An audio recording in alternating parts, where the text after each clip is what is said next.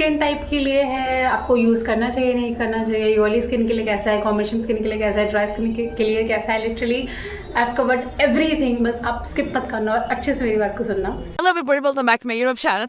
So, आज मैं आपको बताने वाली हूँ T-Construct के मॉइस्चराइजर के बारे में। मेरे पास अभी अच्छी वो मॉइस्चराइजर है नहीं क्योंकि मैं लाने कर आई हुई हूँ। बैकग्राउंड भी चेंज है, so you know. But don't worry, मैंने एप्लीकेशन वगैरह सब शूट कर लिया, मैं कैसे लगाऊंगी, कैसा उसका टेक्सचर है, वो सब मैंने शूट कर लिया, वो आगे भी देखी ना। अभी आप बस तेरी बात सुनना एंड ट्रस्ट मी, मैं जो भी बोलूँगी सच बोलूँगी। So I tried Deconstruct का moisturiser for literally like straight for months and तो मैंने बहुत अच्छे से यूज़ किया है, तो मैं बहुत अच्छे से आपको बता भी सकती हूँ। So if you have oily और acne prone skin, so this video is for you guys. If you haven't watched my previous video जो Deconstruct के सनस्क्रीन के बारे में था, तो मैं लिंक कर दूंगी या मैं इस वीडियो के आखिर में लगा दूंगी, वहाँ से देखिए ना। एंड यू नो, अगर आप एक ही ब्रांड का मॉइस्चराइजर सनस्क्रीन वगैरह यूज़ करते हो साथ में, तो एक मतलब अच्छा रहता है कि आप एक ही ब्रांड का यूज़ करो, पर ज़रूरी नहीं है जो आपको सूट करे आप वही यूज़ करो।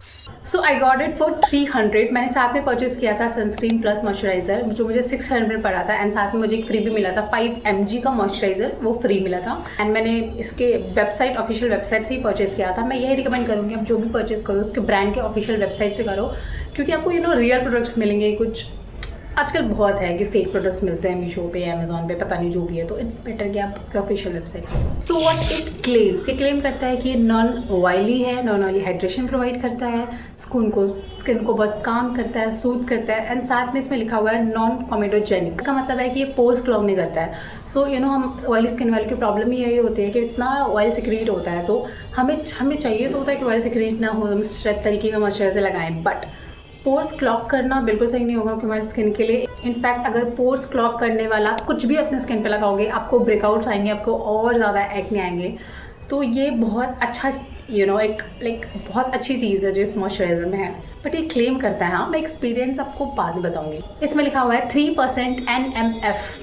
इसका मतलब होता है नेचुरल मॉइस्चराइजिंग फैक्टर। ये मॉलिक्यूल्स ही होते हैं जो हमारे स्किन में नेचुरली प्रेजेंट होते हैं। It mimics the skin own moisture system, so it's gentle and effective. मतलब आपके स्किन के अकॉर्डिंग ये आप पे सूट करेगा। आपका जो भी स्किन का मॉइस्चर है सबका अलग अलग होता है, तो उसके अकॉर्डिंग वो ढल जाएगा और वो जेंटल होता है। नेक्स्ट लिखा हुआ है 0.2% पैंथेनॉल। ये बेसिकली आपकी स्किन को काम करता है, सूट करता है, एंड अगर रेडनेस वगैरह है, इरिटेशन वगैरह है, तो उसके लिए मतलब बहुत अच्छी होती है पैंथेनॉल बेसिकली। जो इसमें 2 मेन हाईलाइट है इस मॉइस्चराइजर के बारे में, वो मैंने आपसे डिस्कस किया।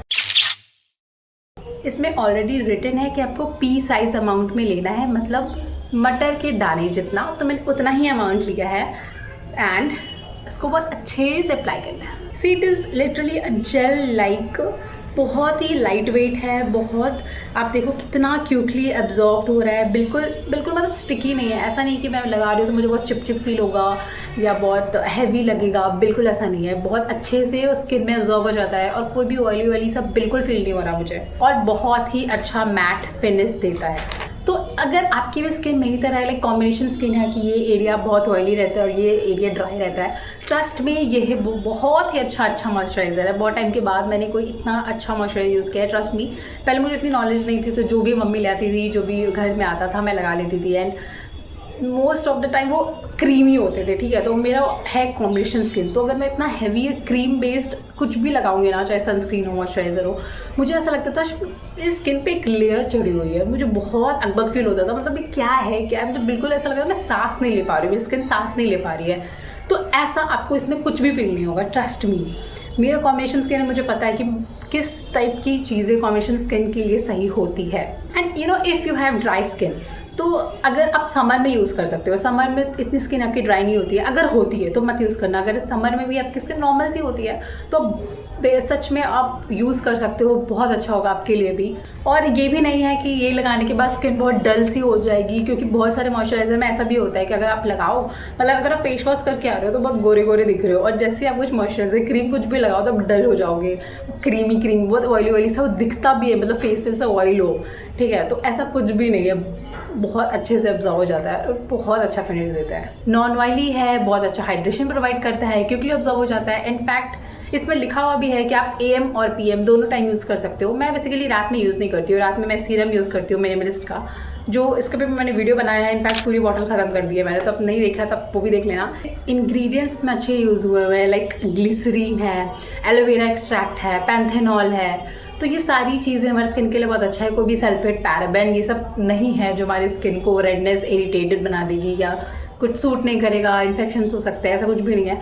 बट स्टिल कोई भी आप अगर यूज़ करते हो न्यू प्रोडक्ट अपने स्किन केयर रूटीन में लाते हो, तो बहुत ज़रूरी है कि आप पैच टेस्ट करो। बहुत जेंटल, ऐसा डोंट वेरी कुछ होगा नहीं, बट स्टिल अगर आपकी एक्स्ट्रा सेंसिटिव स्किन है तो आप ट्राई कर सकते हो अपना हाथ वगैरह में पहले लगा के कि आप कंफर्टेबल हो, आपको सही है, सूट कर रहा है या नहीं कर रहा है। So it is literally the best moisturiser for oily and combination skin and for also dry skin, but in summer only. तो मैंने बहुत सिंपल वर्ड्स में मेरा X2 भी एक्सपीरियंस था क्या ये क्लेम करता था, मैंने सब कुछ कवर कर दिया है।